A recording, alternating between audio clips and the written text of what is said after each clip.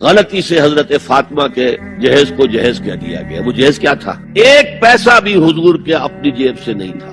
اس شادی میں خاص بات کیا تھی کہ دولہا کے ولی بھی حضور ہی ہے۔ اور کون ہے؟ علی کا کون تھا مدینے میں؟ اور دلہن کے والد بھی حضور ہے۔ اب حضور پوچھتے ہیں حضرت علی سے، تمہارے پاس مہر دینے کے لیے کچھ ہے؟ عرض کیا میرے پاس تو کچھ نہیں۔ وہ فقراء صحابہ میں سے تھے۔ فرمایا مہر تو دینا ہے، تمہارے پاس ایک زرہ ہوتی تھی؟ جی ہاں زرہ تو ہے۔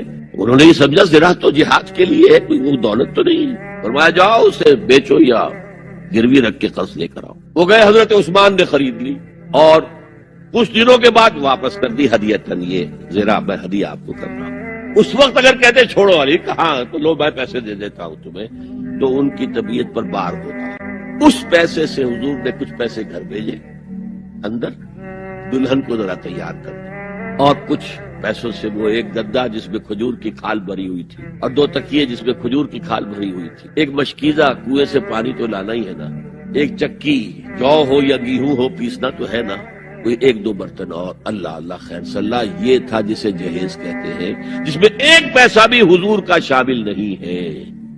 وہ حضرت فاطمہ کا مہر تھا جسے بنایا گیا، ورنہ مدینے ہی میں دوسری آپ کی صاحبزادی کا نکاح حضرت عثمان سے بھی ہوا۔ کہیں ذکر ہے جہیز کا؟ حضرت عثمان کا گھر بھرا ہوا، ہر چیزیں موجود، جہیز کا تذکرہ نہیں۔